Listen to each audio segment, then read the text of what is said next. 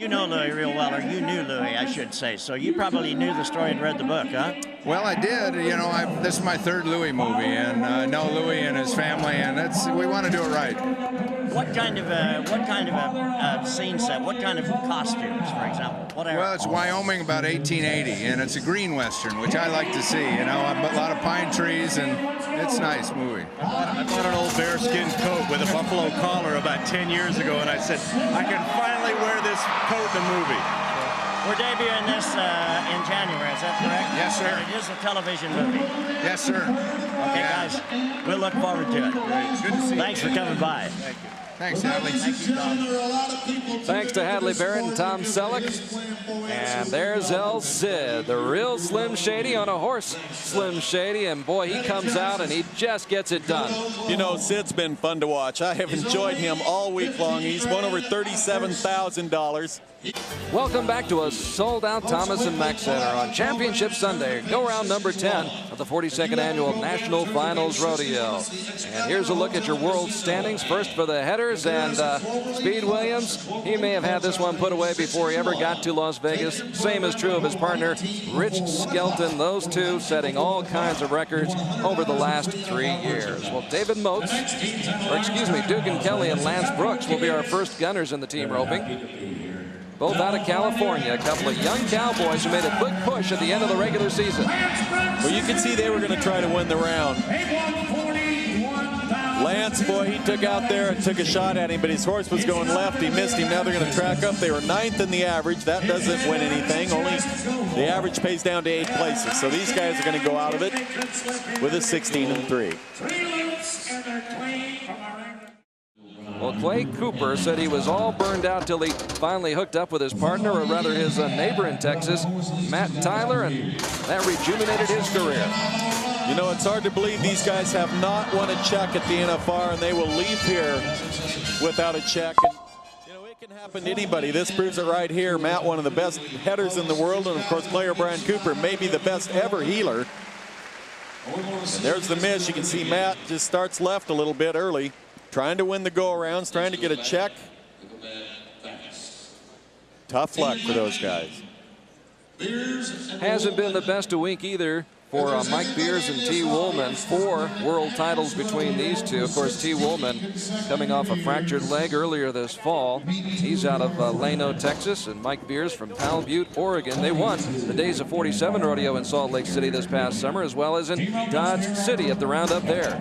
You know, speaking of Tom Selleck and Brad Johnson, Brad actually, he's from the Northwest. He college rodeoed. He was on the same college rodeo team as Mike Beers. In fact, Brad still does a little roping around the country. Good hand. Well, it's almost exactly the same. You could have just re-ran Matt Tyler's run, as T. Woolman did the same thing, just reach, trying to be quick. He'll recoil. These guys are 13th in the round. They've won nearly $16,000, so pretty decent week if you're, you know, doing anything else. But boy, when guys are winning 50, 60, 80,000, maybe 100,000, you want to be part of that bunch.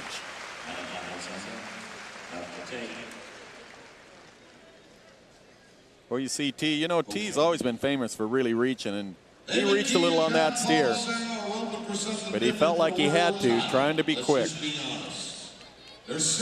David Key comes from Ledbetter, Texas. John Paul Lucero from Villanueva, New Mexico. And despite the fact they've only won $17,000, they're up there in the average. Well, they're second in the average right now, so they don't want to break the barrier. They're 12.6 seconds behind Charles Bogue and Brent Buckus. So they really don't have a chance to move up unless those guys foul up. And these guys, they don't want to foul up, but 5 and 5 will put them #1 in the round.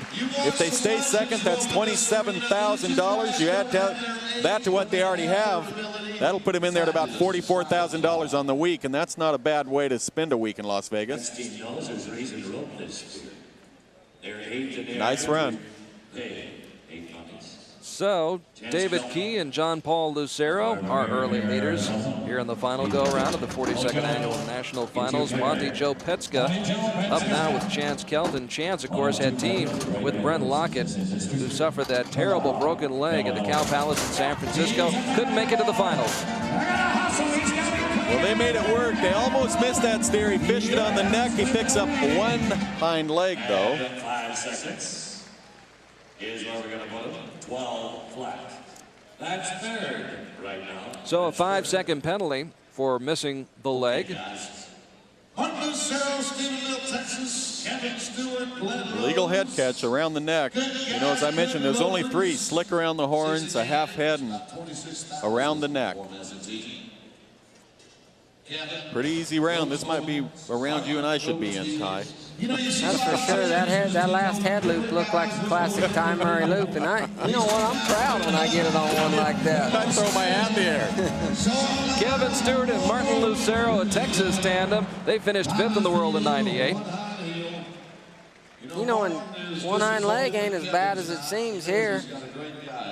Guy, you tangle up one leg at Stephenville Jackpot, you might get a little piece of the average. You beat 9-9 at Stephenville at the Jackpot, you might win the round. That's what these guys ended up with, a leg. 9-9, that puts them number 2 in the round. That brings up Daniel Green and Alan Bach. 22 NFRs between the two. They took 3 months off after the July 4th holiday, so Alan could move from California down to Millsap, Texas, and set up his ranch down there. They are great, great hands.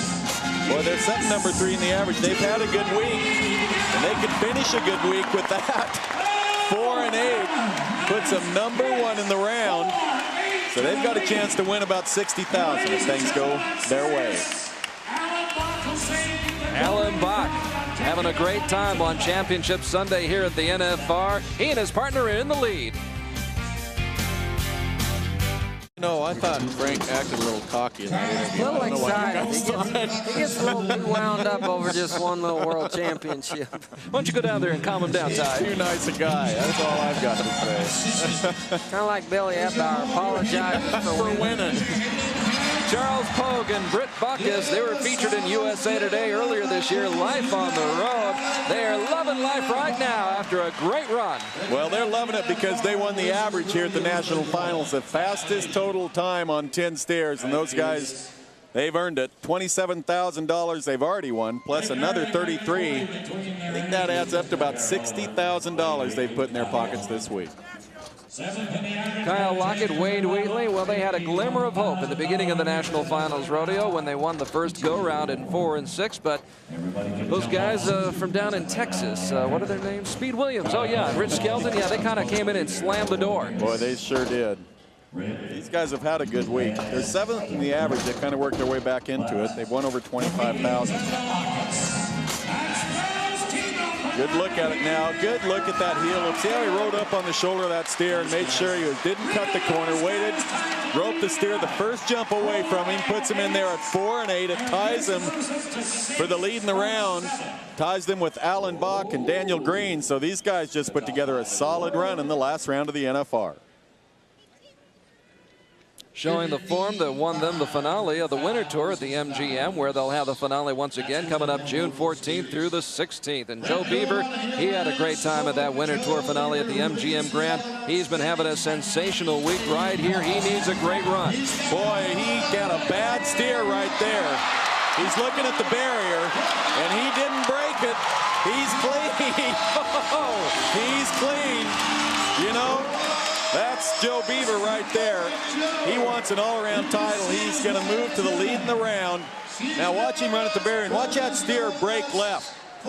That steer was extremely hard to catch right there. Joe did a good job just getting him caught, did a real good job just getting out. And Brett Gould, you talk about pressure on a guy, Ty. How'd you like to be healing for Joe Beaver in that corner? Well, that's no joke. And Brett not only done a great job healing, but he hazed that steer over there to the left for Joe, and that helps him be a lot quicker. Joe just really put some pressure on Scott Johnson. Here's another Texas tandem from Hereford, Texas and Sudan, Texas. Steve Priscilla and Corey Kuntz. They got off to a good start here at the NFR. You know, Corey Kuntz is as good as they come, but picks up one hind foot on that heel loop. That puts him in there at 9-5. Everybody's still buzzing here in the Thomas and Mack Center over that 4-2 run by Joe Beaver. And Brett Gould. I saw Joe down in the press room before today's go-around. I said, "You here for your interview already?" And he says, "No, man, it's not over yet." Oh, yeah, he knew it. You don't want to do that to a guy. That's almost like the kiss of death if you start kidding around about winning something. They may not be superstitious, but that's scary when you start thinking. You don't want to take any chances. That's right. If there is something to it, you don't want to mess with that. Well, here's the best duo in Las Vegas since Martin and Lewis. Speed Williams and Rich Skelton going for their 4th championship in a row. They have set 10 records or tied at least 10 records in the last 3 years. They may be the best ever. Well, they want to win this round. Now, Speed turned one is about as quick as Joe did. And they were clean. There's the champions of the world right there. They wanted to go out winning the last round too. 6 and 8 won't win the round, but there are your world champions once again this year.